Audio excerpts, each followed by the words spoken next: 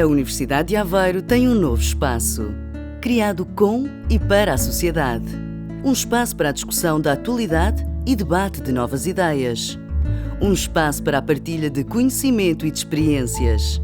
Um espaço com lugar reservado para si, para todos. Bem-vindo ao Educação à Escuta.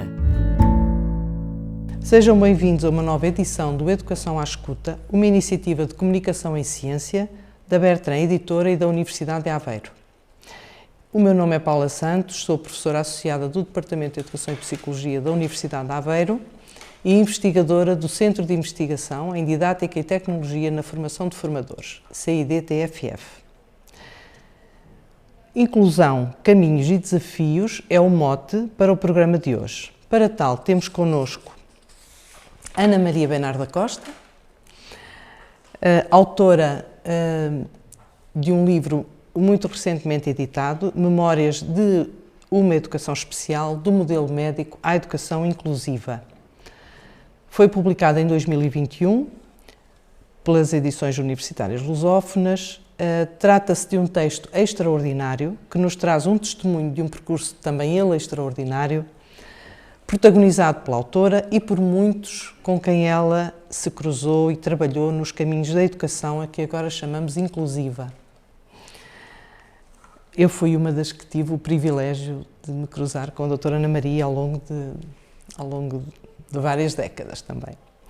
Uma inspiração e um desafio para todos nós, professores, famílias, organizações de educação e formação e de investigação. Com uma notável capacidade de análise e reflexão sobre a educação inclusiva e a qualidade em educação, Ana Maria iniciou nos anos 60, nos anos de 1960, quando era uma jovem professora de alemão num colégio privado de Lisboa, um movimento de inclusão de alunos com deficiência visual no início, mas que depois se alargou a todas as áreas de deficiência e a todos os níveis de ensino, num movimento que não mais parou até hoje. Poucos anos mais tarde, evidenciando-se a qualidade do seu trabalho e a tenacidade das suas posições e ideais, que ainda hoje se manifestam vivamente, foi convidada pelo então Ministro da Educação, Dr. Veiga Simão, para transformar o sistema educativo português de modo que pudesse dar resposta às necessidades das crianças e jovens com deficiência em todo o país. Para tal, Ana Maria criou a Divisão de Ensino Especial do Ministério da Educação, uma estrutura de notável qualidade que transformou radicalmente a educação e a sociedade portuguesas no que à inclusão diz respeito. Teve vários outros papéis na educação e na investigação em Portugal, ao nível do Instituto de Inovação Educacional, por exemplo, sendo reconhecida a nível nacional e internacional como uma referência progressista. Temos também connosco Mário Pereira, psicólogo, autor, entre outras obras, de Pertencer e Participar para Aprender, em que nos centraremos nesta edição do Educação à Escuta, editado pela ASSOL, a Associação de Solidariedade de Lafões, de cuja direção o Mário Pereira faz parte, sendo a ASSOL uma notável ONG que visa a transformação da realidade para uma mais inclusiva. O Mário é autor de várias obras que há várias décadas têm vindo a guiar as nossas tomadas de decisão em educação inclusiva. Foi ele, inclusive, quem nos lançou o repto de criarmos na UA, na Universidade de Aveiro, um curso inclusivo acessível a estudantes com dificuldades intelectuais e desenvolvimentais. E hoje temos a funcionar, em parceria com o grupo Jerónimo Martins, o primeiro curso com estas características em Portugal. Também nas formações promovidas pela ASSOL, envolvendo especialistas de vários países que investigam e intervêm em prol da inclusão, com uma fantástica equipa liderada e apoiada pelo Mário, encontramos oportunidades de excelência para refletir e mudar, buscando sempre meios mais inclusivos de concretizar a educação de todos. Saliento, entre outras, as formações sobre planeamento centrado na pessoa, que nos têm guiado nas nossas práticas no curso inclusivo que está a funcionar na Universidade de Aveiro desde setembro de 2021. E o João Carlos Melo, médico psiquiatra, autor, entre muitas outras obras, autor de Nascemos Frágeis e Recebemos Ordens para Sermos Fortes, um olhar sobre o narcisismo e a autoestima, publicado pela Bertrand em 2019. Também esta obra coloca na inclusão uma dimensão fulcral ao bem-estar emocional e desenvolvimento do ser humano, especialmente evidenciada na questão como é que o olhar do outro nos forma e como definimos quem somos, apesar dele. Desde já agradeço a presença da nossa convidada e dos nossos convidados. Nesta conversa pretendemos clarificar algumas questões, nomeadamente do que falamos quando falamos de inclusão, o que queremos alcançar quando buscamos a inclusão, quando enfrentamos e até geramos desafios que nos impulsionam, nos fazem transformar as nossas atitudes e práticas. O que significa a inclusão na vida dos indivíduos e das organizações? O que é preciso acontecer para que os nossos contextos de vida se transformem em cada vez mais inclusivos? Qual o papel de nós em cada um de nós nesses processos? Permitam-me começar pela Ana Maria. Através do seu livro, Ana Maria, enverdamos por uma fascinante viagem pelo seu livro Memórias de uma Educação Especial do Modelo Médico à Educação Inclusiva. Enverdamos por uma fascinante viagem pelos caminhos da inclusão em educação, desde os primórdios, nos anos de 1960, até à atualidade. Sim, porque na atualidade continuamos a enfrentar os desafios que a Ana Maria há muito visualizou e nos propôs superar. O livro está organizado segundo etapas que a Ana Maria identifica como cruciais na conquista da inclusão. Contudo, parece estar sempre atribuído o papel-chave à formação de professores. Esta é ainda, permite-me dizer, a pedra de toque da evolução da educação inclusiva, a formação de professores. Convido a Ana Maria a escolher uma transição que considera axial neste processo, talvez a criação das equipas de educação especial, talvez outros momentos de transição, e nos permita aceder e partilhar dessa verdadeira aventura. Ana Maria. Muito obrigada. Ora, vou começar olhando para uma cópia do livro que foi agora referido, porque de facto este livro tentou definir, sobretudo explicar, qual foi a tarefa da então estrutura educativa do Ministério da Educação, Divisão de Ensino Especial, e que levou desde o início dos primeiros passos da integração até a uma fase mais evoluída que chegou até à universidade. O tempo em que eu iniciei o meu trabalho no Ministério da Educação foi um tempo de segregação e de asilos e instituições para crianças com deficiência. Era de facto aquilo que existia e foi perante isso que me foi solicitado que tentasse mudar alguma coisa, tentasse melhorar o que se passava. E para documentar esta situação, eu relato aqui no livro, e retiro do livro um texto que lá vem inserido, que é as memórias de uma professora do Instituto António Vicente de Castilho, que era um internato em Campo de Ourique, em Lisboa. E diz ela o seguinte: já sabia ler, usava um cartão com letras de imprensa em relevo. Eu esqueci-me de dizer, ela era uma criança cega que estava nas primeiras escolas, anos de escolaridade. Depois aprendi depressa o braille. A vida era chata, os recreios eram vazios. Íamos passear no corredor e perguntava-se o que é que se passaria ali. Os professores não tinham preparação nenhuma. Tínhamos visitas de 15 em 15 dias. A minha casa era em Lisboa e eu não podia ir a casa ao fim de semana. Um dia chorei e então lá me deixaram ir.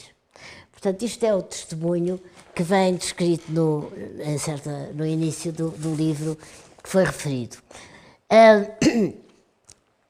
Conto uma outra pequena história. No Castelo de Vide havia um internato para crianças deficientes visuais que eu visitei, foi uma das instituições que fui visitar, e perguntei a certa altura, digam-me lá, qual é o dia melhor que vocês se lembram, o dia que foi mais simpático?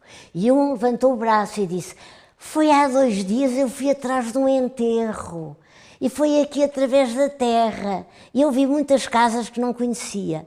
Portanto, isto era uma criança integrada, integrada, não, a palavra não é certa, integrada, internada numa instituição em Castelo de Vide. Era a situação que as crianças com deficiência na altura viviam. E quem diz Castelo de Vide, quem diz Lisboa, pode dizer Porto, pode dizer outros locais onde havia pequenas estruturas educativas, mas não em muitos locais. A maior parte do país não tinha absolutamente nada. Portanto, as crianças que eram encaminhadas eram para esses locais. Esqueci de dizer o Porto. Essencialmente o Porto e Lisboa. E depois Castelo de Vide e pequenos núcleos noutras regiões. Ora, eu portanto, fui confrontada com esta situação e o que é que, na altura, eu pedi? Ora bem, eu pedi então, nessa altura, para integrar uma equipa que trabalhava com uma experiência francesa, que era chamada Movimento da Escola Moderna. Era o Centro Infantil Helen Keller, dirigido por uma grande pedagoga, Maria Amália Borges, e com uma equipa de médicos, psiquiatra e oftalmologista, o Dr. João Santos, Dr. Henrique Moutinho, que constitui uma equipe técnica de apoio a essa escola. Era uma pequena escola em Lisboa, em 2 andares, com um pequeno pátio. E então, eu nessa altura solicitei a entrada nessa escola e colaborar com essa escola, e foi aí que foi a minha primeira grande formação no campo da deficiência visual. Foi o primeiro passo de um longo caminho que me levou a consultar bibliografia, a ler livros e a tentar mudar a situação como aquela que eu descrevi da criança que a única visita de que se lembrava era ir ao enterro, ou a outra que dizia que a vida era tão aborrecida que nem sequer a casa podia ir todos os fins de semana. Ora bem, passa-se então desse momento de segregação e passei a trabalhar, nessa altura, num departamento da Segurança Social. E esse departamento atendia crianças em várias áreas, nos jardins de infância, nas escolas, etc. E eu fui iniciar um departamento ligado ao ensino especial. Ora bem, a experiência que eu tinha tido no Centro Helen Keller era de integração. Havia lá crianças muito diferentes, umas mais inteligentes, outras menos, crianças que viam um bocadinho, crianças que não viam nada e crianças com visão normal. E aí eu percebi que, de facto, mais do que separar por diferentes categorias, o que era importante era olhar para cada criança, olhar o grupo e tentar que todas se desenvolvessem. Nessa altura tive contacto com uma organização, a American Foundation for Overseas Blind, americana, que veio a Portugal, uma professora, Jean Canmore, e veio ajudar-me a trabalhar nesta nova perspectiva que eu queria lançar na educação. E com ela visitámos escolas, fomos a liceus, visitámos locais e lembro-me de ter ido a uma escola que tinha integrado uma criança cega num liceu e que estava já lendo braille e que foi chamada a ler o texto e a fazer os seus exercícios. Ora bem, então fui convidada nessa altura a integrar uma equipe do Instituto de Assistência aos Menores e a ficar como técnica desse instituto, porque até aí era um trabalho relativamente provisório. E foi o início de um longuíssimo processo que eu tentei descrever por este livro. Ora, o primeiro passo, eu pensei, é que tinha que haver colaboração. Como é que era possível mexer numa estrutura tão complicada como era a das crianças deficientes?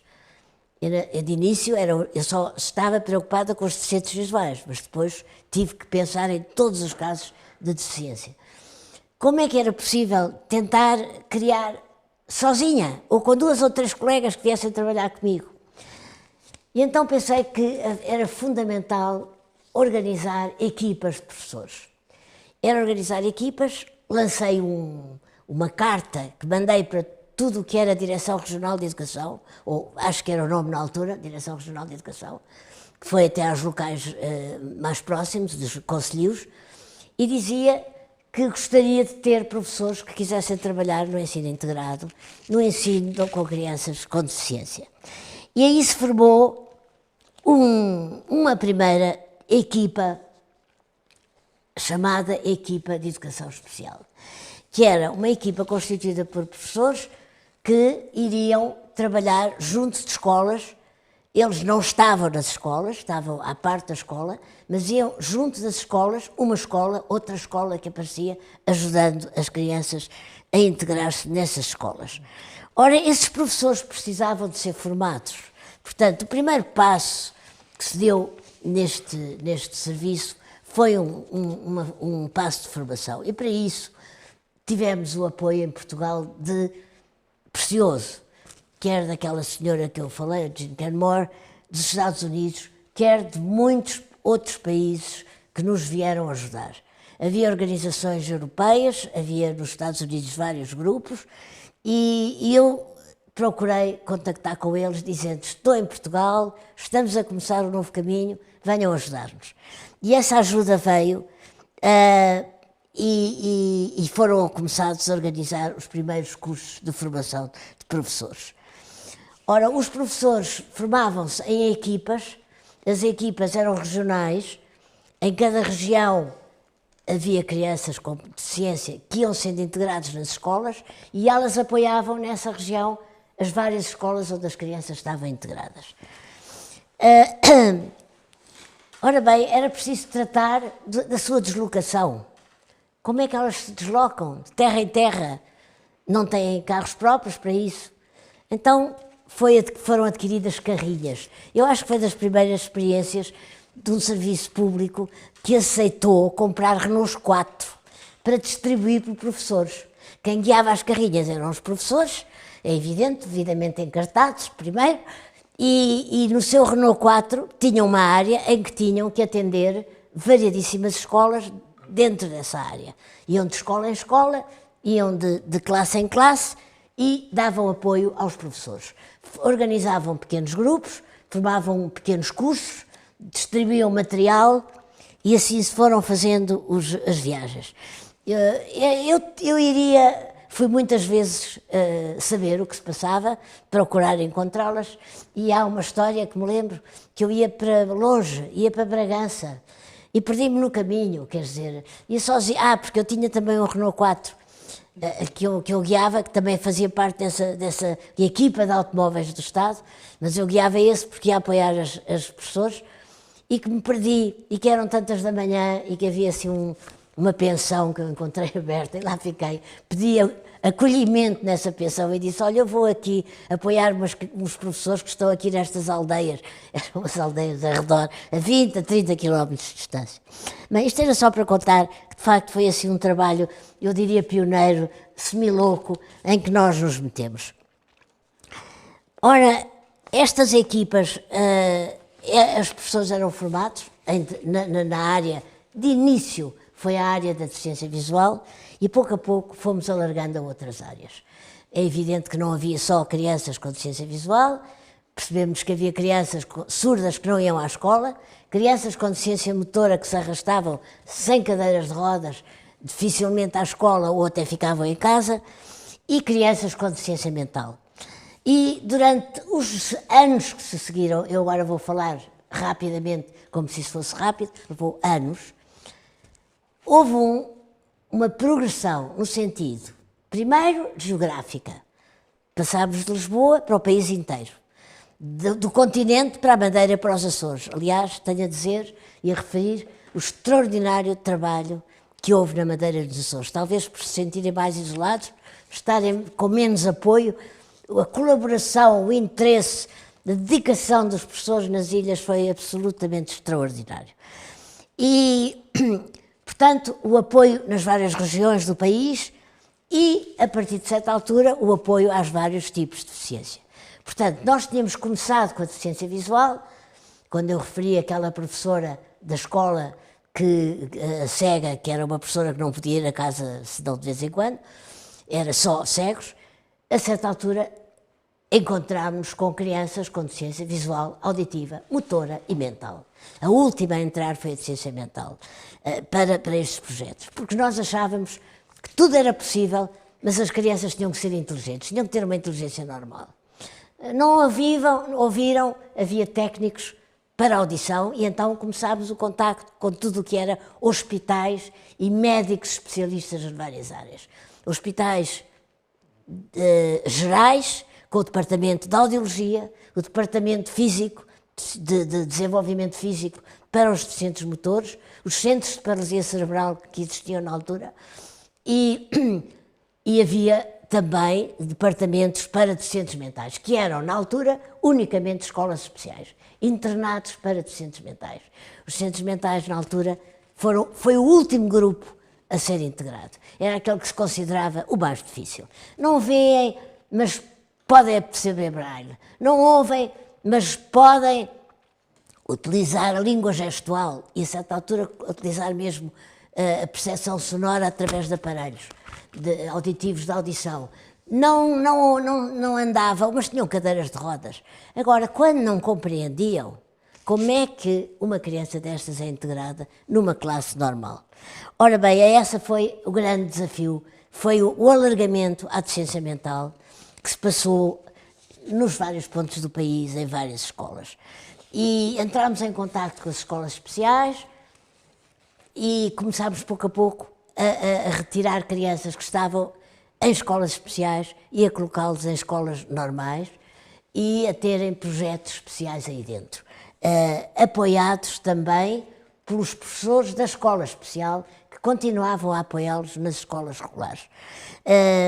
Portanto, houve um progresso nesse sentido, aliás, progresso esse que já existia em muitos países europeus e nos Estados Unidos, e fomos fazendo cursos, fomos fazendo formação, e nesse campo foi uma ação enorme de formação que nós recebemos, sem as quais não teríamos sido capazes de ultrapassar as dificuldades, sobretudo ao nível da deficiência mental. Para além dos tipos de deficiência, havia as idades. Nós trabalhámos com crianças em idade escolar, mas a certa altura percebemos que antes da idade escolar tinha havido muita coisa a fazer que não se tinha feito. Antes da idade escolar tinha havido pais, e era preciso apoiar os pais, e era preciso apoiar os bebés, e era preciso apoiar as crianças pequeninas de 1 ano, 2 anos, 3 anos. Criou-se então um serviço de orientação domiciliária, porque é evidente que as crianças dessas idades não vinham para nenhuma escola. Então eram os professores que iam a casa. Criou-se o serviço de orientação domiciliária nos Açores, na Madeira, no continente. No Madeira foi um trabalho extraordinário que lá se fez, em que as educadoras iam a casa, falavam com os pais e iam ajudando os pais como é que podiam ir lidando com as crianças daquelas primeiras idades. E pouco a pouco foram-se integrando em jardins de infância e depois, mais tarde, nas escolas, foram-se integrando nas escolas. Ora bem, estas equipas de professores não podiam trabalhar todos juntos, porque a certa altura eram centenas. Do norte a sul do país, Madeira e Açores, como eu disse antes. Criaram-se então equipas, que eu já tinha falado nas equipas, mas foram-se multiplicando as equipas. Havia equipas regionais, equipas com um âmbito mais vasto, por exemplo, no Alentejo, iam mais longe, porque havia menos escolas, a população é dispersa, equipas que tinham menos deslocação, no Minho, por exemplo, onde as escolas estavam todas mais perto umas das outras. E estas equipas tiveram uma formação específica. Formação essa que durava semanas, alguma delas que durava meses, começava com uma parte, depois tinha uma segunda parte, uma terceira parte, e ia-se prolongando por vezes ao longo do ano. E nasceram então variadíssimos cursos de formação especial para estes professores. Nesta ação toda foi fundamental o apoio internacional. Jean Kenmore dos Estados Unidos, Mel Hansko de Inglaterra, Kurt Christensen da Suécia, muitos outros especialistas desses países que estavam muito mais avançados que nós e que nos vieram ajudar com a maior colaboração e o maior interesse. Por outro lado, foram criadas diversas visitas de estudo a esses locais mais avançados, onde íamos aprender o que é que eles estavam a fazer e que nós ainda não sabíamos, e houve esses variadíssimos trabalhos nos campos dos mais diversos. Eu, por exemplo, estive bastante tempo nos Estados Unidos, no estado de Seattle, em que tive uma aprendizagem extraordinária, porque havia muitas regiões muito isoladas, com crianças extremamente isoladas, e o trabalho junto dessas crianças, a quilómetros de distância de outras, era muito complicado. Portanto, eram outras estratégias que era preciso inventar. Portanto, em Seattle houve variedíssimas experiências extremamente interessantes, e na universidade também, e eu estive lá bastante tempo. Em Seattle eu tive uma bolsa de estudo para poder estar nos Estados Unidos meses, e estive lá meses e aprendi imenso, como nunca tinha aprendido até aí em muitíssimas situações. Para além de outros casos, havia um caso muito complexo, que eram os surdos cegos, que eram os multideficientes. Havia uns que tinham 2 ou 3 ou 4 deficiências, mas enfim, os surdos e cegos, a Helen Keller, a célebre Helen Keller. Como é que íamos educar as várias Helen Kellers? Não eram muitas, mas as Helen Kellers que existiam em Portugal. E então era todo um trabalho muito grande que foi feito com os professores que trabalhavam com os surdos. Aliás, com os surdos houve evoluções muito grandes, porque houve uma evolução oralista, em que se ensinavam os surdos a falar, mesa, com maior esforço eles diziam mesa, e a certa altura o que era importante era darem o sinal. Eu não sei, infelizmente devia saber, mas já me esqueci. Qual é o sinal de mesa? Imaginem que é assim. Aprenderam a língua gestual. Portanto, pouco a pouco a língua gestual foi substituindo a essa língua oral, que era completamente um esforço para as crianças surdas totais, claro, não era para crianças com alguma audição. Uma criança surda total, por vezes com pais surdos totais, em que em casa não havia palavras, não havia som, não havia conversas na televisão, nem na rádio. A língua oral era uma estranheza imensa. E então foi desenvolvida a certa altura, e a Associação de Surdos começou a lutar ferozmente pelo direito à língua gestual. Felizmente tenho uma filha, que é enfermeira, há muito tempo que deixou esse trabalho, há uns anos, mas que a certa altura se interessou imenso por isso, foi tirar o curso de língua gestual, e apaixonou-se pelo curso de língua gestual, tentou ensinar-me, porque eu já não me lembrava os sinais, alguns dos sinais, e ela passava a vida a usar os sinais da língua gestual, enfim. Hoje é enfermeira, hoje anda a vacinar a Covid-19, ainda está em centros de saúde.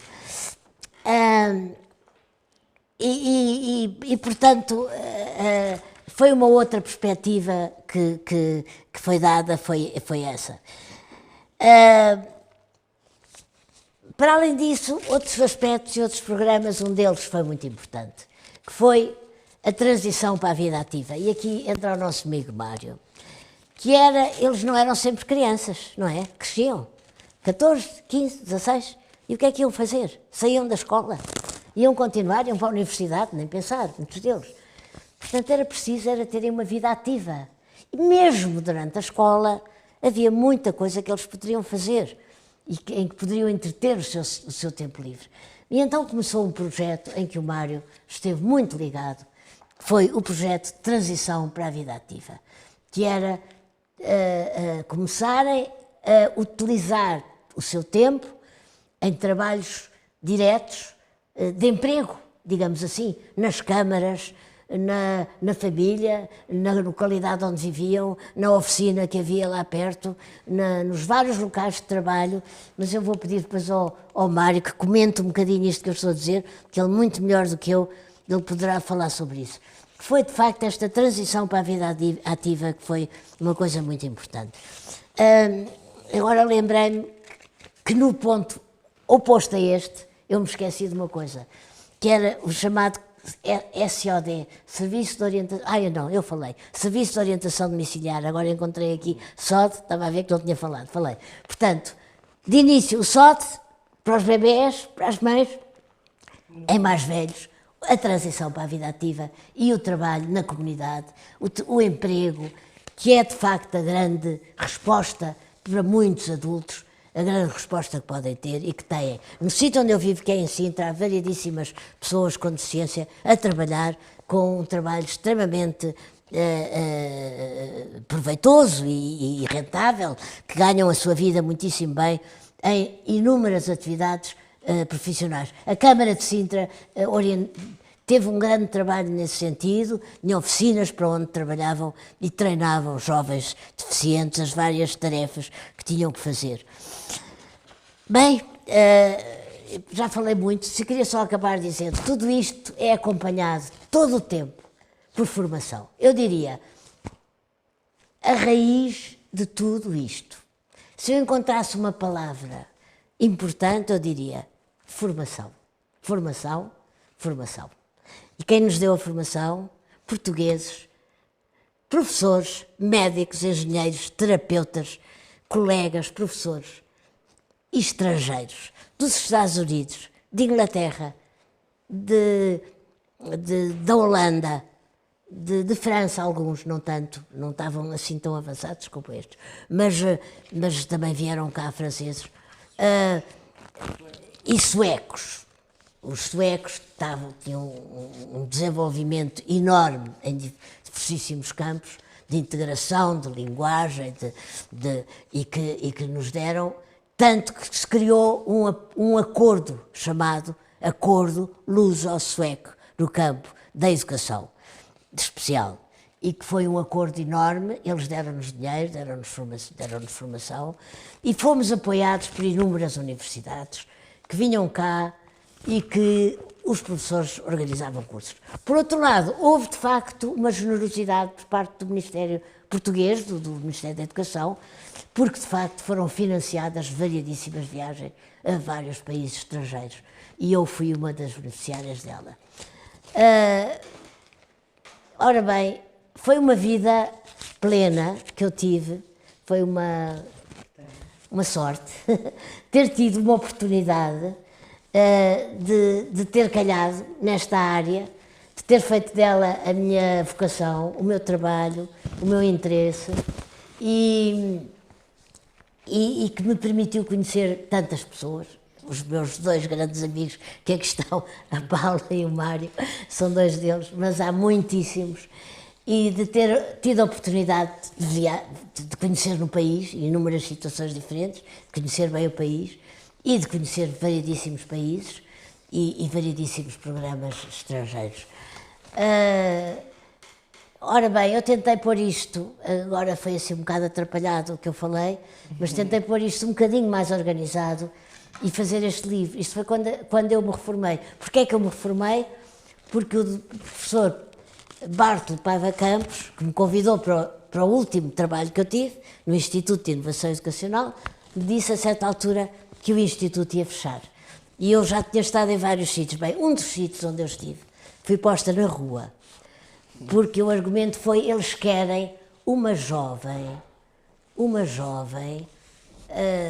diligente do PSD no seu lugar. E eu nessa altura fui despedida do serviço onde estava. E quando fui despedida desse serviço, comuniquei com alguns colegas meus, estrangeiros, e eles pediram-me para ir orientar uns cursos que estavam a organizar, portanto não fiquei propriamente parada, mas saí. E a certa altura o professor Bartolo Paiva Campos soube que eu estava desempregada e disse-me se eu queria trabalhar para aquele instituto. Foi um dos locais onde eu fui mais feliz, foi lá. Um local extraordinário de trabalho, de desenvolvimento, de cooperação. Foi espantoso aquele instituto. E a certa altura acabou-se. Houve um ministro que achou que aquilo não fazia falta e acabou. E eu disse então, vou para casa, tratar da minha casa e dos meus netos, e afinal não tratei só disso porque resolvi fazer este livro. Muito obrigada. Muito obrigada, Ana Maria. E ainda bem que fez este livro, que nos orienta e que nos inspira e que nos apoia no percurso que é um livro perfeitamente atual e que de facto é um instrumento de trabalho atualíssimo. E eu agora passava a palavra ao Mário e também eu deixava ao Mário a oportunidade de, eventualmente, centrando-se no livro, também num livro recente do Mário, Pertencer e Participar para Aprender, que foi editado pela ASOL, pela ONG onde o Mário exerce atualmente e há muito tempo a sua função também,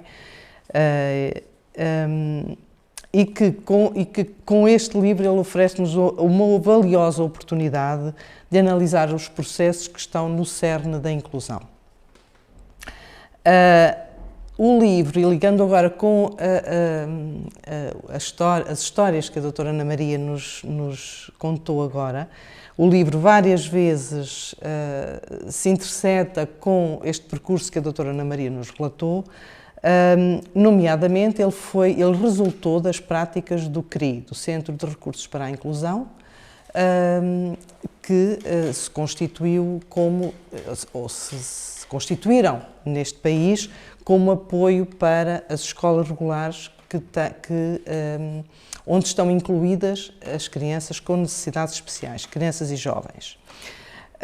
Nele, a ASOL propõe uma lista de verificação da inclusão, operacionalizando o conceito de inclusão, integrando 3 secções, cada uma com indicadores observáveis, e isso é muito importante, porque torna-se de facto uma ferramenta de trabalho utilíssima para quem trabalha a inclusão em educação. E essas secções são a inclusão, o planeamento centrado no aluno e o reconhecimento dos direitos do aluno. Mário, eu deixava-te à vontade para falar dos desafios que tens vindo a superar, que no fundo, tu ao superares os desafios que abraças, tens-nos, a nós todos, oferecido oportunidades de também nós próprios nos envolvermos em desafios e de nos desenvolvermos e crescermos como professores, como investigadores. Pronto, deixava-te à vontade para tu selecionares momentos-chave, o que tu quiseres partilhar connosco. Um dos momentos-chave e das coisas que mais importância teve na minha vida foi quando, se quiser, já tinha 20 e poucos anos, não é? Comecei a trabalhar nestas coisas, encontrei esta senhora, portanto, que já era, digamos, a referência para todos nós que estávamos a começar na altura. E, de facto, esta ideia da inclusão, não é? Começou a fazer todo sentido e pronto, eu na altura, costumo dizer que na altura era psicólogo, porque depois, entretanto, tornei-me psicólogo não praticante, mas na altura ainda fazia avaliações e testes de avaliação e trabalhava numa escola especial que era boa, né? Porque todos os dias nós tínhamos que limitar as visitas que lá chegavam, porque toda a gente lá queria ir ver, porque era uma coisa boa. O que acontece, que me aconteceu depois, na altura em termos pessoais, assim, um choque, é que eu comecei a fazer testes, nomeadamente de inteligência, digamos assim. Eu diria assim, era bom que já não se usassem, mas ainda se usam hoje os mesmos. E comecei a perceber, e a dar conta disso, que nós estávamos a receber, quando começámos com cursos de formação profissional nos anos de 1986, quando começaram os primeiros dinheiros da União Europeia, começámos a criar cursos de formação profissional e começámos a receber jovens que nunca tinham andado na escola especial, com limitações várias, né? E também jovens que tinham limitações. E naquela altura tive um choque, que foi basicamente este. Eu comecei a fazer testes e comecei a ter jovens que vinham de fora, com 14 anos, para os cursos de formação profissional. Na altura podíamos começar com 14, agora só com 18. E o meu maior choque foi perceber que havia jovens que tinham resultados de QI mais baixos que alguns que nós tínhamos na escola especial, mas que tinham aprendizagens, que tinham feito a escola sem nenhum apoio e tinham mais aprendizagens académicas do que alguns que tinham feito a escola toda na escola especial, e em termos sociais as competências não se comparavam. E aquilo foi assim, um choque, assim, alguma coisa aqui está errado. Se jovens como nós capacidades conseguem aprender mais numa escola numa escola regular má, né, do que numa escola especial boa, é porque as escolas especiais não são boas, quer dizer, não podem ser. Portanto, tem alguma coisa de errado. E uma das coisas que conseguimos fazer nessa altura, passado pouco tempo, foi conseguir fechar a escola especial. Foi assim das primeiras que fechou, assim, por decisão própria, né? E entregámos ao Ministério da Educação, de facto, os professores, os técnicos que tínhamos, os auxiliares que tínhamos, para essa malta toda poder voltar para a escola regular, né? E isso, de facto, foi um sucesso, né? E a partir daí sempre achei que isso era claramente a melhor solução para todos, né? Para toda a gente. E pronto, depois, entretanto, a vida evoluiu e de facto, pronto, com a mudança para outros territórios, nomeadamente para o trabalho agora em Alvear de Frades, onde criámos uma coisa a partir do nada, não havia sequer escola especial, não havia nada, e o processo foi levar para a escola crianças e jovens que estavam fora da escola, e que tudo tinham estado sempre, né? E isso também se conseguiu nesta lógica, digamos, de envolvimento das escolas, e de facto isso veio-se a mostrar que são, veio tudo a mostrar que são coisas que não são possíveis, mas boas e boas para todos. Portanto, e essa é depois a questão. Este processo foi evoluindo, digamos, depois, obviamente, entrou aqui depois os problemas da transição, como é que se põe, que consegue que as pessoas passem da escola para o mercado de trabalho e que estas pessoas depois, e estes processos de transição são questões essenciais. Isto levou-nos a determinada altura, porque depois, a determinada altura, começou-nos a faltar a doutora Ana Maria, quer dizer, que era alguém que trazia esta formação, que trazia cá os peritos todos, que trazia cá a informação toda, começou-nos a faltar e nós ficamos um bocado desamparados, quer dizer, aqui de facto. E a determinada altura começamos a sentir necessidade de refletir sobre o nosso trabalho, né? E o que é que nós andámos a fazer? E foi aí que surgiu esta ideia de fazermos um livro, e surgiu para nós, isto é uma outra coisa, não surgiu sequer, surgiu numa perspectiva muito egoísta, de refletirmos sobre o nosso trabalho. Isto é, nós chegamos também à conclusão que nós, enquanto centro de recursos, que apoiamos as escolas, temos naturalmente uma grande influência sobre as escolas. Isto é, temos que ter, né? Porque se nós, na ASOL, sempre olhamos para o centro de recursos como alguém que acrescenta valor às escolas e não apenas um fornecedor de mão de obra, quer dizer, não é apenas, portanto, temos que ajudar as escolas a construir uma estratégia de integração. Mas a determinada altura nós próprios estávamos orientados. Porque isto tudo começou a ser difícil, depois no Ministério começaram a faltar as orientações, começou a faltar a dinâmica, começou a faltar a formação para as escolas, começou a faltar tudo. Quer dizer, portanto, os nossos próprios técnicos, psicólogos, terapeutas que iam para as escolas, também começaram a ser confrontados com coisas muito diversas, quer dizer, e com muitas dificuldades. E era uma coisa muito engraçada que toda a gente pedia quando podia para passar para outras unidades, porque era de facto um bocado frustrante aquele trabalho. E em 2015, 2016, começámos a pensar assim, vamos pensar sobre isto. O que é que nós vamos fazer? Porque é que nós queremos fazer? O que é isto aqui, né? E foi daí que começamos, pronto, a reunir informação, a pensar, andamos um ano nisto e tal. E isto foi importante para nós porque permitiu-nos também, sobretudo, consciencializar o nosso trabalho, ganhar consciência do que estávamos a fazer, ganhar consciência de qual era o nosso papel também nisto. E isto tem vários efeitos engraçados, independentemente do livro e da divulgação que pode ter. A nossa equipa começou a estar muito menos frustrada com isto, e o facto de nós sabermos melhor o que é que queríamos e o que é que queríamos mesmo, qual era o objetivo do nosso trabalho, mesmo que não o conseguíamos fazer, a gente sabia o que queria. Isto levou também a que começássemos a conseguir fazer coisas nas escolas que antes não conseguíamos. Isto mesmo quase naturalmente. Neste processo, uma das coisas que surgiu, que era a pergunta, é assim, está bem, fala-se muito da escola inclusiva, né? E há montes de coisas escritas sobre a escola inclusiva, mas o que é um aluno incluído? O que é que ele faz? Né? Como é que eu sei se um aluno está incluído? Isto é um problema engraçado. Né? Porque a gente diz, a escola é muito inclusiva, se faz, não sei o quê, se recebe o aluno, se faz isto, se faz aquilo, e há montes de textos e manuais e livros sobre isto. Mas aí disse, está bem, mas agora Mas o que é que eu faço com uma escola inclusiva? Não posso fazer quase nada, quer dizer, não é isso, não posso incluir uma escola, mas posso incluir um aluno. Agora então vamos tentar ver como é que um aluno está incluído. Né? E foi isso que nós tentamos fazer com esta lista de verificação, quer dizer, arranjamos uns quantos indicadores, isto a partir também isto associa-se também aos problemas da qualidade e da discussão sobre a qualidade dos serviços sociais e o que é qualidade e indicadores de qualidade, e aí conseguimos encontrar uma listagem de indicadores que nos dizem se o aluno está incluído. E vai chegar a coisas que são engraçadas, que é, por exemplo, sei lá, assim de repente lembro indicadores possíveis. O aluno consegue, para um aluno com uma deficiência mental muito grave, o aluno consegue estar sentado dentro da aula sem perturbar os outros. Não é? Até o aluno, que pode ser um autista de alto rendimento, que consegue acompanhar as turmas. E, portanto, temos uma escala em que isto tudo. Agora, se o aluno come sozinho no refeitório, o aluno consegue carregar o cartão, o aluno identifica os funcionários, o aluno identifica os professores, o aluno identifica as salas, e são tudo coisas que na prática são os currículos que os outros alunos aprendem sozinhos, não é? Mas que estes às vezes vêm e ensina. Não é?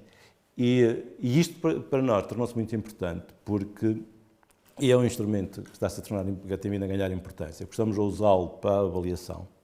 E mesmo a tentar envolver nisto também os professores, que avaliar até que ponto é que o grau de integração daquele aluno corresponde aquilo não dá nenhuma, não te dá um nível, incluído 90%, 100%, não dá isto, mas dá-nos uma percepção, dá-nos para nós pensarmos se o que aquele aluno consegue fazer está alinhado com a expectativa que nós temos do potencial dele. Não é? E também permite-nos fazer outra coisa, que é perceber se nós estamos a fazer aquilo que é necessário para o aluno estar integrado. Não é? E isso tem sido um processo engraçado. Neste momento, lá, o pessoal, os colegas, entusiasmados com isto, e até andam a tentar fazer uma padronização estatística, andam com estudos estatísticos, entretanto começamos a ter uma amostra grande, quer dizer, vamos aplicando isto todos os anos, começamos a ter uma amostra grande. E é um instrumento engraçado porque há muito pouco disto, e mesmo para quem não está familiarizado com a educação, com aquelas coisas, é importante dizer o que é um aluno incluído. O que é um aluno incluído? Vai para querer brincar, quer dizer, mas não, agora muitas vezes o problema disto, o aluno está bem na escola, está guardado por um auxiliar e não faz nada, não é? Mas este aluno está incluído ou está excluído, não é? E este é um problema também ainda hoje da inclusão, e que nós temos que pensar muitas vezes, é que muitos recursos que são postos nas escolas para incluir os alunos acabam a ser usados para os excluir. E isto também é um problema que tem que ser discutido muitas vezes, porque se eu ponho um auxiliar com um aluno, mas ele o guarda todo o tempo, nem o deixa brincar com os outros, só está a excluí-lo, não está a incluí-lo. E isto só tenho professores, ou tantos auxiliares, ou tantos técnicos, que tiram o aluno todas as horas da turma para ele estar a ocupar os técnicos, provavelmente também não estou a incluí-lo. E isto são processos que eu acho que têm que ser discutidos e que é bom discutir. E este livro pretende ser um contributo para nós próprios também e para no fundo, partilharmos a discussão, quer dizer, porque eu acho que eu sinto que há uma grande carência de discussões neste domínio, mas a partir daquilo que são experiências práticas.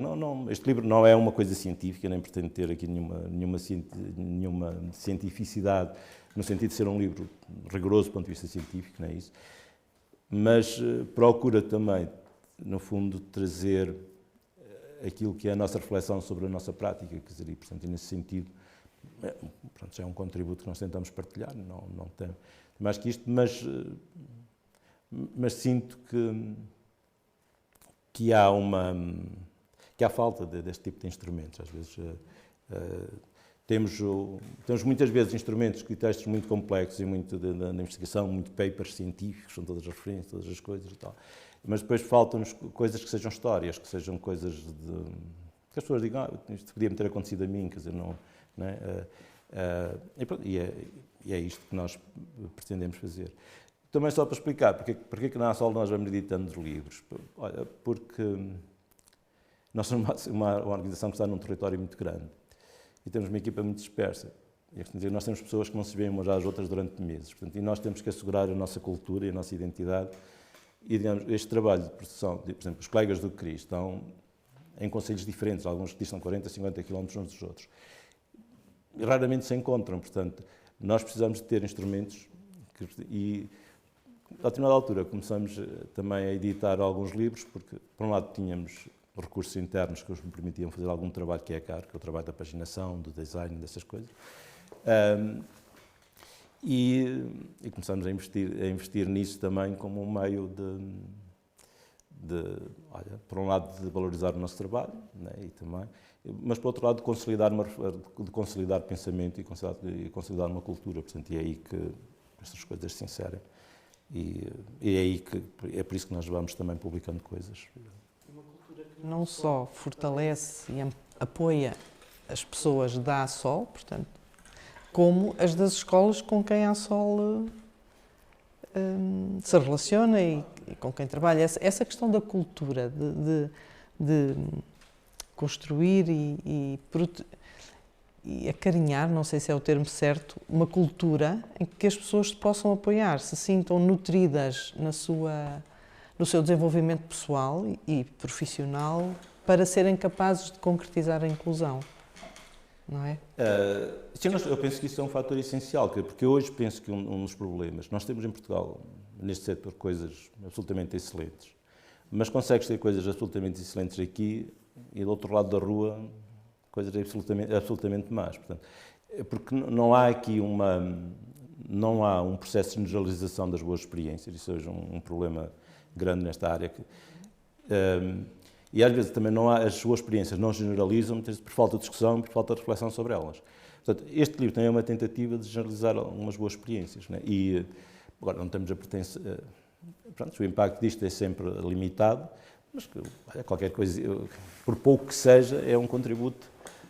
E é um contributo para nós também nos sentirmos melhor com nós próprios, é um contributo também para nós nos conseguirmos relativizar o nosso trabalho, conseguirmos também lidar melhor com as nossas frustrações e com os nossos fracassos.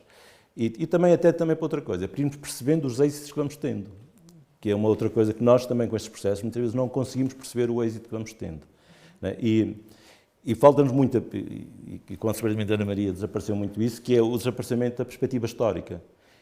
Eu neste momento às vezes me sinto como aos dinossauros, quer dizer, que acabo por ter, quando às vezes isto está tão mal, já não sabes como é que foi. Agora, isto já é um bocado a mesma. É um exemplo paralelo a isto, mas é um bocado similar. No outro dia, lá na minha terra, na Assembleia Municipal, está-se a discutir o problema da iluminação pública, né? Que eu acho que defendo a ideia que em muitos sítios é completamente absurda a quantidade de energia que se gasta em iluminar espaços à noite, que ninguém usa, que ninguém lá passa, mas, quer dizer, eu dizia assim, isto é mesmo próprio de quem ainda nasceu. Eu não sei se eu nasci sem eletricidade, né? Portanto, ainda tenho esta necessidade, né, de investir. E eu acho que é também uma questão cultural, né, de nós conseguirmos partilhar isto, quer dizer, e perceber e adaptar-nos. Portanto, existe esta evolução, existe também esta discussão. E é um contributo, pensamos que é modesto, mas pronto, à nossa escala, olha, é o que nós conseguimos fazer, porque a inclusão também é uma coisa que nunca acaba, né? E é engraçado, porque as pessoas que começam a ter mais sucesso são as que acham que ainda estão mais atrás, porque sentem que podem ir mais à frente. Muitas vezes encontramos pessoas que estão a fazer coisas horrorosas, que acham que estão muito à frente, porque nem têm a noção de onde estão, né? Mas as pessoas que estão a fazer coisas melhores e têm mais consciência, normalmente têm consciência que podiam estar mais à frente e são normalmente as mais insatisfeitas, que é engraçado também, né? O que é uma coisa curiosa. Mas é este contributo que nós tentamos dar e que partilhamos aqui com... Este livro está disponível no nosso site, quem quiser dar à Sol, isto não é fácil vender estes livros, a gente não tem distribuição comercial, também não teria grande sucesso, mas pronto, vão andando por aí. E nós agradecemos imenso. Tenho uma coisa para acrescentar, que é importante. Gostaria de acrescentar um ponto que é importante, é que este livro, de que se falou, teve a colaboração enorme de dois colegas meus, o professor Francisco Ramos Leitão e o Manuel Fonseca, que colaboraram com ele e que me ajudaram, e está isso no livro, mas de qualquer maneira eu gostaria de dizer isso. Ana Maria. Ok? Não. Muito bem. Muito bem. Eu virava-me agora para o João Carlos e e permitia-me citar o professor Coimbra de Matos, quando no prefácio sobre o seu livro,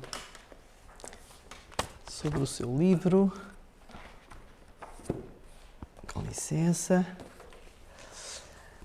Nascemos frágeis e recebemos ordens para sermos fortes, o professor Coimbra de Matos refere-se a ele como um vigoroso ensaio em busca do entendimento do amor próprio, do seu significado, função e valor. E afirma que o autor, nele, vai mais longe e mais fundo, vê para além do que outros viram e veem. E eu convido então o João Carlos a analisar e partilhar connosco o significado e o valor desta obra no contexto da inclusão, mote deste programa, seja em educação ou noutros contextos. Bem, João Carlos. Obrigado pela questão. Eu acho que o ponto em comum das duas áreas talvez se pudesse considerar a autoestima.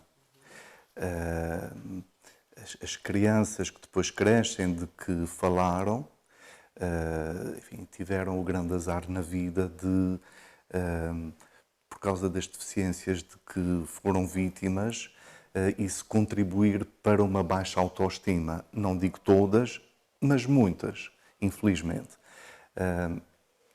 E a autoestima começa a construir-se, na minha opinião, antes das pessoas nascerem. A perspectiva, o investimento afetivo que um pai e uma mãe têm numa determinada altura, em relação ao filho que vai nascer, já começa a determinar o que é que essa pessoa vai ser em termos de autoconfiança, por exemplo. Porque é muito diferente um pai e uma mãe pensarem e sentirem e agirem em conformidade com isso da seguinte forma. O bebé que nascer vai ser o mais bonito, o mais inteligente, não interessa aqui o valor do QI, nem se vai ser Miss Portugal, não interessa, mas vai ser uma pessoa especial para mim, aos meus olhos, pai e mãe, vai ser a pessoa mais importante do mundo. E pronto, este bebé ainda nem sequer foi concebido, ainda nem sequer nasceu, mas quando nascer vai ser investido desta afetividade específica, que se chama narcísica, enfim, que tem a ver com a autoestima. Isto é muito diferente de um pai e uma mãe com uma baixa autoestima e que, precisamente por causa disso, tudo o que é deles não tem valor. O meu corpo não tem valor porque é meu, a minha inteligência não é importante, os outros é que são mais inteligentes porque é meu, e pronto, os filhos que nascerem de mim também não têm grande valor. E isto passa para a criança, para o bebé, para a criança e por aí fora. A Paula falava ao princípio de como é que nós nos formamos. Nós formamos um pouco também assim. A imagem que vamos construindo de nós próprios começa por ser a imagem que nos é devolvida.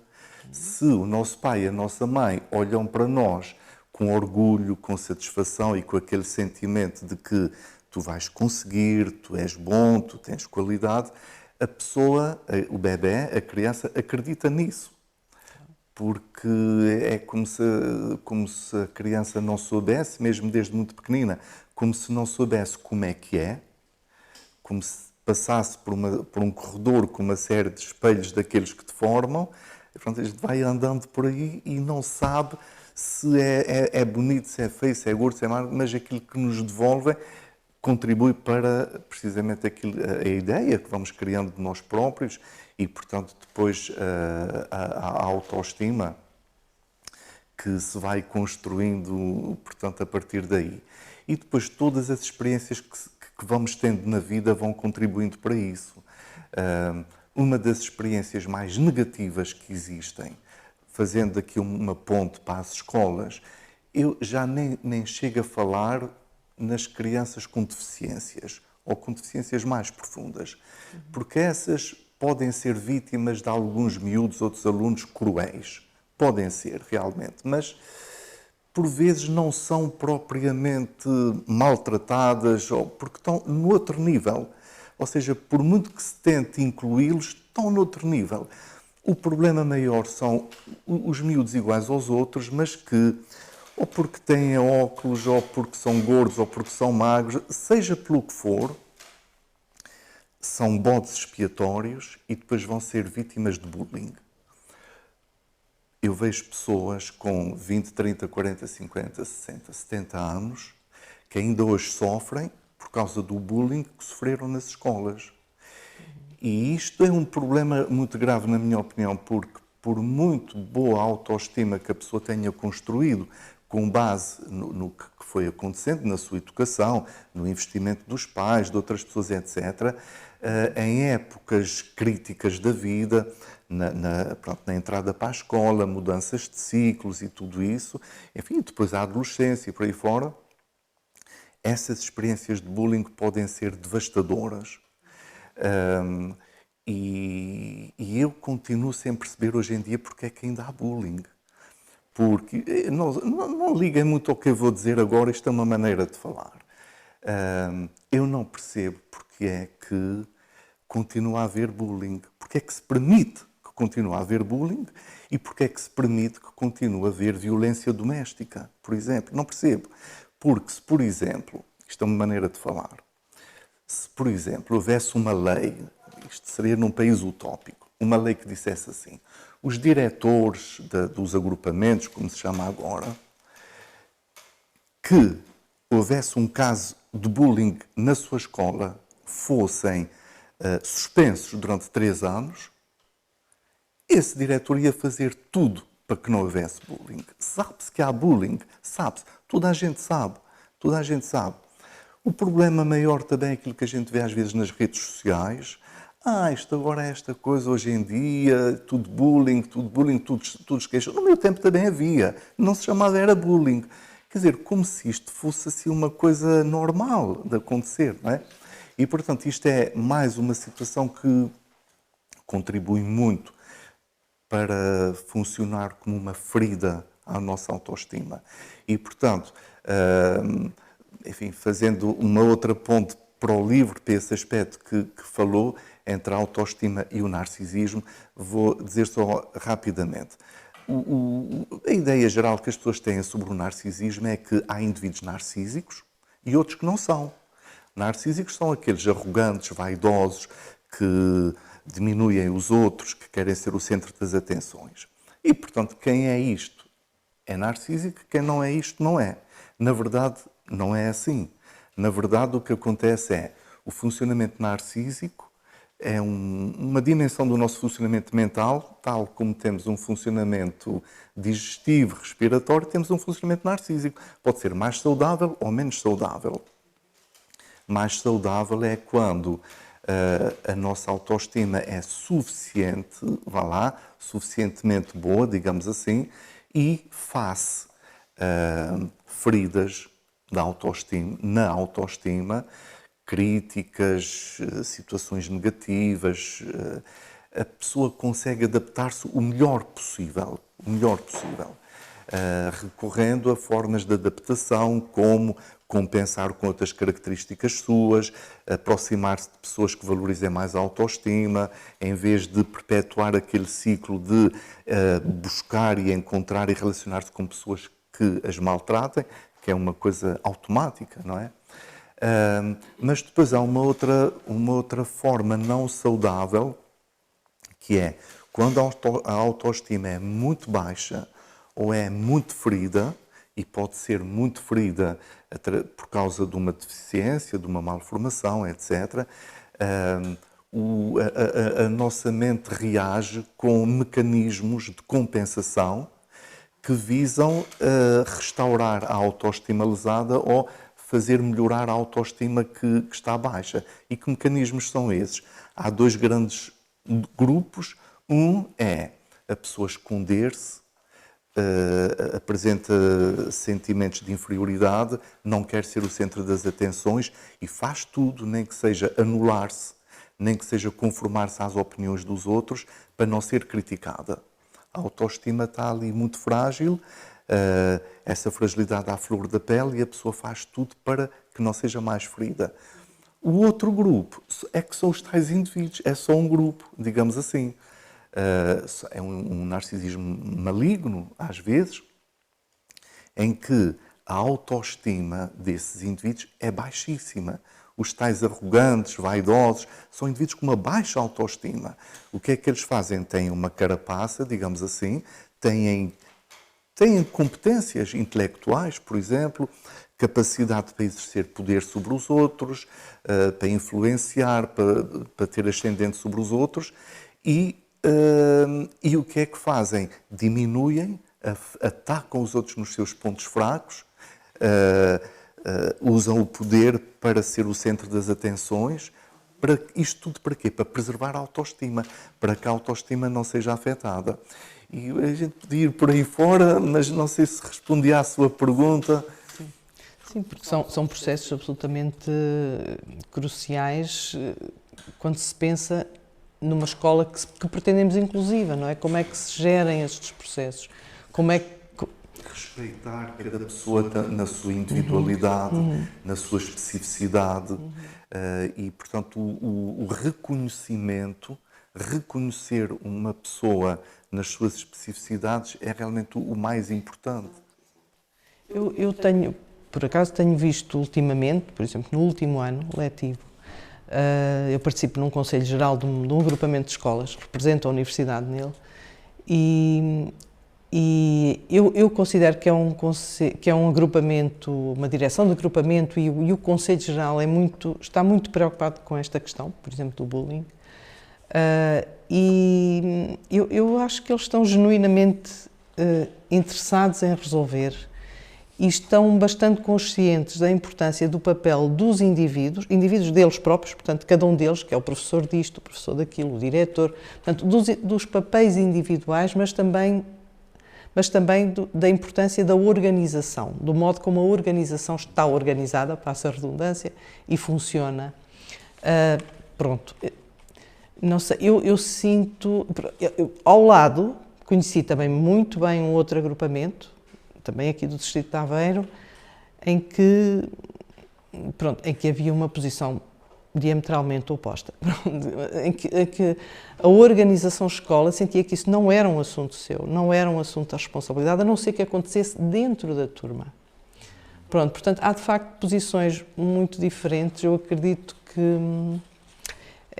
acredito que haverá outros agrupamentos interessados e com uma percepção de que o seu papel é muito importante, mas que estão à procura. Eu penso realmente que é um tema que importa ajudar as escolas a chegar lá e a encontrar forma de apoiar os seus alunos e de ajudar estes grupos a serem suportivos entre si, estes grupos, não é? A serem... Sim, Mário, sim. Não, o João pôs uma questão que é a questão do bullying e até a relação disto com a relação à deficiência. Digamos, verdadeiramente estes anos todos, são alguns, nunca tivemos assim a percepção de casos em que jovens, crianças jovens com deficiências, sobretudo aqueles que são notórias, sejam objeto de bullying. A tendência é, aliás, para serem objeto de proteção. E, portanto, isso é uma questão... Essa questão nunca tivemos. É evidente que há os que são muitas vezes vítimas de bullying, que são aqueles miúdos com os borderliners, indo para os céus, aqueles miúdos com deficiências intelectuais ligeiras, né, que muitas vezes depois não compreendem completamente as situações, que depois se envolvem em problemas com os outros, que pronto, rapidamente criam... E às vezes esses passam mal nas escolas, né? Mas também resolvem depressa, vão-se embora e aquela coisa. Mas isso, a sensação que há, da percepção que nós temos em relação, com centenas de casos que todos os anos vamos seguindo, não temos temos completamente a noção de que não há um bullying específico em relação à deficiência. Quer dizer, e isso também é uma coisa que muitas vezes se diz contra a integração, é que as crianças podem ser maltratadas. Aquilo que é a experiência é que as crianças com deficiência são, em geral, muito bem tratadas pelos outros colegas. Isso em todos os níveis de ensino. Não é o problema, não há nenhum problema aí. E esse também é um dos mitos que às vezes é usado contra a integração. Eu gostava de dizer uma coisa que tem a ver ainda com a integração e com o sucesso, quer dizer, com o efeito da inclusão e da integração nas escolas. E nós temos estudado aqui no livro, mas nós somos numa região que tem os concelhos de Oliveira de Frades, Bozela, São Pedro do Sul, Castro Daire e Castro Daire, né? Em que o rendimento per capita é basicamente menos de metade do concelho de Oeiras. Né? Mas em 2017 e 2016, né, quando havia rankings, né, a média dos rankings das nossas escolas dava a posição de 360, ao nível do 9º ano. A média no concelho de Oeiras, né, que tem o dobro, mais que o dobro do rendimento per capita, era 514. Portanto, as nossas escolas, e das zonas rurais, interiores, em Compais, que a maior parte, se calhar metade dos pais não têm o 9º ano, né? As nossas escolas, que incluem todos os alunos, né? E que aceitam todo tipo de alunos, a posição média das escolas, que eram as escolas de Oliveira de Frades, Bozela, de Tondela, de Castro Daire, de São Pedro do Sul, dava uma média de 360 no ranking. E portanto, do Concelho de Oeiras davam 514. E o que mostra o quê? Que, de facto, dizem-me assim, qual é o efeito que está aqui? As crianças que não portam-se melhor. Não sei. Os professores são os mesmos, os currículos são os mesmos, os edifícios escolares são os mesmos. Portanto, digo assim, a diferença que há aqui mais notória, né, era a inclusão. Porque depois é engraçado, quando nós fizermos esta comparação ao nível secundário, os resultados já se invertem. Né? Porque as nossas escolas, depois ao nível secundário, já não têm o mesmo nível de integração dos alunos que têm até ao 9º ano. Né? Já é depois aí, porque naturalmente as coisas já começam a ser... A escola começa a ter o mesmo ritmo das outras. E aí a situação socioeconómica já é muito mais evidente. E, de facto, a integração de todos na escola consegue combater este efeito da segregação económica. E há um efeito, por exemplo, que é muito interessante também, né, e que também tem que ser associado à inclusão, tem que ser um ganho secundário. Assim, o objetivo das metas do sucesso escolar, do abandono escolar, nestes agrupamentos de escolas, a meta para a avaliação é 0. É o que estamos a falar, portanto, não estamos a falar estamos a falar de agrupamentos de 1000 alunos, alguns deles, e a meta para o abandono escolar é 0%. Portanto, isto é para dizer o quê? Mesmo isso, que digamos, o facto de incluir os alunos com deficiência, levou também, isto há muitos anos já dizia um diretor de uma escola na altura, e ele dizia que de facto notou, quer dizer, que o facto de ter os alunos com deficiência levou a que os professores olhassem para todos de outra maneira, né? E tivessem um tipo de preocupação com os outros todos, e que todos ganharam. Portanto, e ao nível do abandono é um caso assim, muito, pode ser, não podemos dizer assim, não há lá comunidades, não há grandes comunidades, se quisermos, de grupos comunitários, muito organizadas, etc. E tal. Mas há malta muito pobre, há malta também com muitos problemas, mas de facto a escola, eu acho que isto é um indicador muito interessante até do sucesso da inclusão também, né? E que são dados que me parecem... Portanto, eu costumo dizer que os casos de abandono escolar que nestas escolas não são casos sociais, são casos clínicos. Porque têm uma explicação... A explicação é uma explicação pessoal, quer dizer, às vezes há um miúdo que abandonou, ou porque a família se desagregou completamente, ou porque pode ter tido casos, como às vezes acontecem, casos de miúdos no secundário que começam a desenvolver surtos psicóticos e durante um ano saem da escola, ou às vezes meses, etc. Mas essa explicação de todos estes casos é normalmente uma explicação muito pessoal, quer dizer, muito concreta. E isto, penso que não posso deixar também de dizer, embora dizem-me assim, mas não há nada que prove isto. A verdade é que também não há nada que prove o discurso contrário. Assim, os meus dados podem dizer assim, estes dados são maus, mas agora assim, os dados que usam contra isto não são melhores do ponto de vista científico, quer dizer, nem sequer da evidência empírica.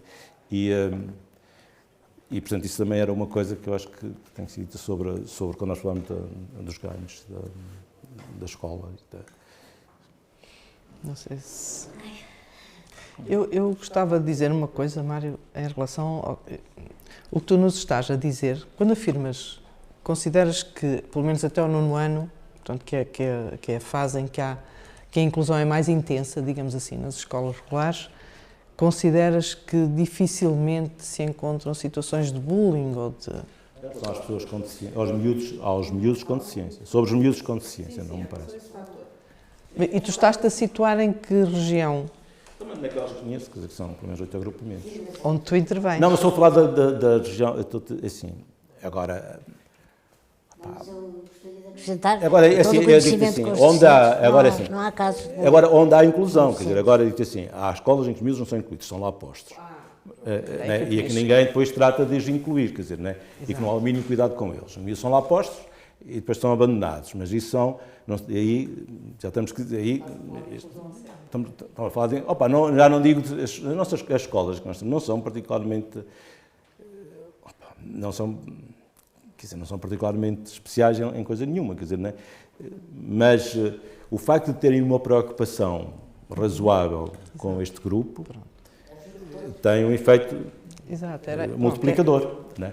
Agora, se me dizem assim, mas a escola tal, em que os miúdos, e depois começamos a olhar, depois vamos analisar o resto, quer dizer, né? Depois, assim, depois já são outras coisas. Não é? Era isso exatamente que eu queria focar, exatamente, portanto, de que tipo de inclusão estamos a... Ou melhor, de que tipo não, inclusão só há um tipo, que é a inclusão que nós sabemos. Não é só há um tipo, há diferentes níveis, mas ou falamos de inclusão ou falamos de não inclusão, não é? Pronto, agora, salientando... Há um texto de um professor, deste professor Barrena, que ele diz uma coisa engraçada, que é dizer assim, a igualização é uma função do Estado, que é criar condições e oportunidades iguais para todos, não é uma condição do Estado. Agora diz assim, mas a inclusão é uma tarefa dos profissionais. Isto não é o Estado que inclui, quer dizer, que é cada pessoa, cada professor, cada auxiliar, cada psicólogo, cada terapeuta, tem esse esforço. Ele diz mais, que é o empowerment das pessoas, não é? O empoderamento das pessoas com deficiência, ele refere no caso das deficiências. E a inclusão delas na comunidade, nas escolas, é um processo, é uma responsabilidade dos profissionais. O que nós muitas vezes continuamos a dizer que isso é uma responsabilidade do Estado, não é? Mas não é. Aí é uma responsabilidade já de cada um, não é? E de quem está aqui. Ele diz isso muito claramente e achei muita graça a isso, porque ele diz, é a responsabilidade do Estado criar condições para que todos tenham as mesmas oportunidades, criar leis, criar apoios, é esse o Estado. Agora, com aquele jovem, com aquela criança, conseguir que ele tenha uma participação eficaz numa turma, já não é responsabilidade do Estado, de cada um que trabalha com ele. Muito bom. Isso é uma coisa... Muito bem, Mário, é mesmo isso. Não sei se querem... Ok. Muito obrigada. Antes de terminar, se mais nenhum dos meus convidados gostaria de acrescentar algo. Então diz. Há bocadinho a professora, há bocadinho a Ana Maria, são muitos anos a chamar doutora Ana Maria, há bocadinho a Ana Maria fez-te um repto, digamos assim, na área da transição para a vida ativa, que eu penso que também seria interessante tu falares um pouco do trabalho que se desenvolve. Nessa área, as pessoas têm que ser, todos os alunos têm que ser apoiados neste processo de transição e começarem a aprender coisas fora da escola. Porque, infelizmente, a escola não tem condições para ensinar algumas coisas. E há coisas que não se podem aprender dentro da escola. Não podes aprender... É um bocado como a mesma coisa. Só podes incluir os jovens dentro da escola se eles lá estiverem. Primeiro tem que lá estar. E por isso é que nós damos o título a este livro de pertencer. Primeiro, assim, depois estás, né? Uma coisa é estar, né? Outra coisa é pertencer e depois a outra é participar. Né? Mas pronto, são os vários níveis de termos da integração para a inclusão. Agora, este processo de ajuda passa muito, e nós temos usado muito recurso, sempre à utilização de empresas, empregadores, estágios na comunidade, etc. Portanto, tem sido um fator também em que, de facto, depois muitas vezes estes jovens conseguem ter um sucesso que na escola já nem têm. Não é? E, portanto, isto também acaba por ser um efeito na relação à autoestima, e etc. E tal, que é também essencial, e é também essencial para a aprendizagem. Não é? Porque um dos problemas, um amigo que a Ana Maria conhece muito bem, o pessoal da Brown, diz muitas vezes, quer dizer, de facto, nós olharmos para o que acontece aos alunos quando saem da escola, não é? Às vezes, se obrigarmos a pensar o que é que nós temos andado a fazer, não é? E, portanto, temos que os preparar para sair, não é? E ensiná-los. E sobre isso. Agora, eu acho que há um problema muito complicado quando nós trabalhamos a inclusão. É assim, nunca sabes o que é bem feito. Quer dizer, nunca sabes o que está certo, não é? Mas tens que fazer. Não é? E também nunca podes fazer com base em regulamentos. Tens sempre que fazer com base em valores. E depende das crianças. Tens que ter um determinado valor e em função daqueles valores tens que agir no contexto e naquele caso e naquela pessoa e naquele contexto. E nunca podes não há um procedimento para incluir ninguém. Claro. E esta é uma coisa que às vezes as pessoas andam à procura. Como é que se faz a integração? Não sei. Tens que acreditar nela e fazendo. Não há procedimentos, quer dizer, e portanto esta é uma coisa que na área social, na nossa área do apoio às pessoas com deficiência, não há na inclusão, não há nos adultos, não há procedimentos que por si certo definam que estar a fazer a coisa certa, não é? Eu costumo dizer que esse é um dos nossos maiores dramas agora na cidade.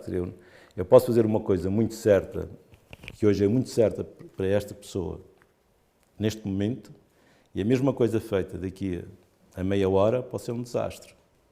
Não é? E a mesma coisa feita com... um exemplo que eu digo, um exemplo assim relativamente simples do nosso cotidiano. Uma situação relativamente simples, de às vezes dar um beijo a uma pessoa, não é? Pode ser um ato muito bom, não é? E se deres um beijo a outra pessoa ao lado, posso estar a falar quase um ato criminoso. Não é?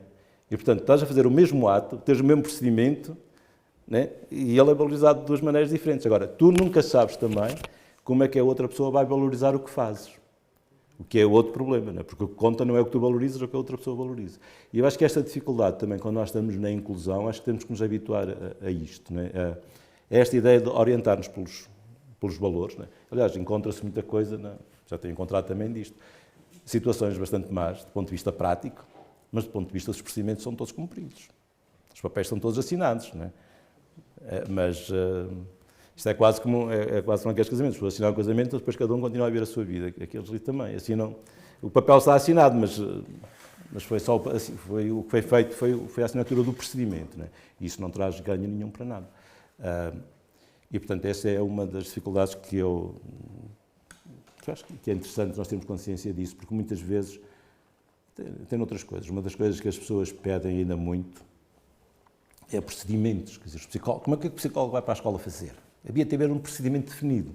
E o terapeuta da fala também devia ter um procedimento. E o outro técnico também devia ter um procedimento para fazer. Quer dizer, e eu acho que esta é a conversa que nós não podemos ter. Como os professores de educação especial, há uma coisa... Não há.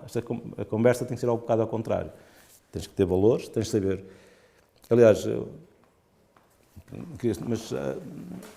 acho que nós quando falamos disto, falamos sempre de como fazer, como, quando e o que é, se quisermos, não é? Depois esquecemos de falar de duas outras perguntas que eu acho que são as fundamentais, que é para quem é que nós fazemos e porquê é que fazemos. Não é? E estas é que tens que responder, as outras vêm para o rastro. Não sei. Muito bem. Também, completamente.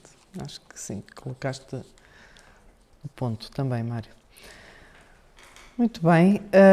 Antes de terminar, e agradecendo muito as intervenções dos meus convidados, que nos ajudam, de facto, a colocar numa outra perspectiva as questões da inclusão e o papel de todos nós e das organizações.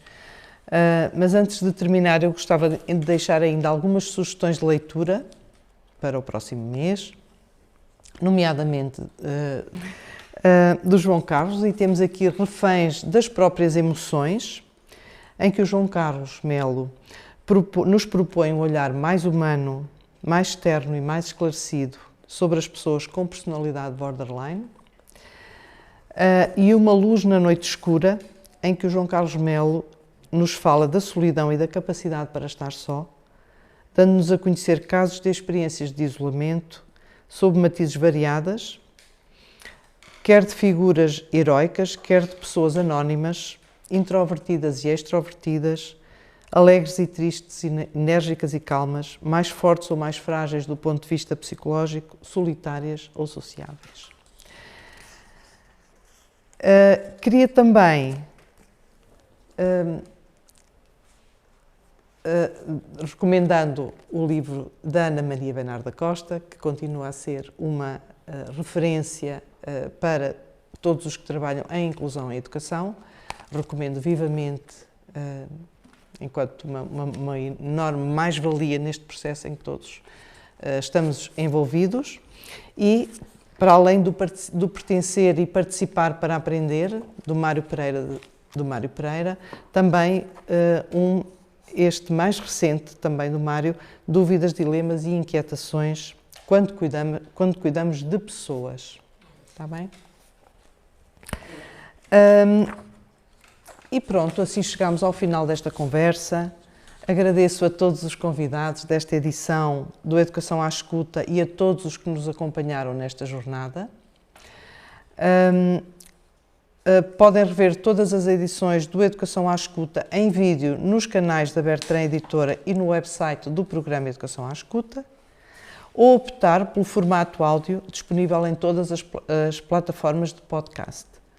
Despedimos-nos até daqui a um mês, com um novo e, queremos, interessante tema, novos convidados e, como sempre, um outro moderador. Em nome da Universidade de Aveiro e da Bertrand Editora, muito obrigada.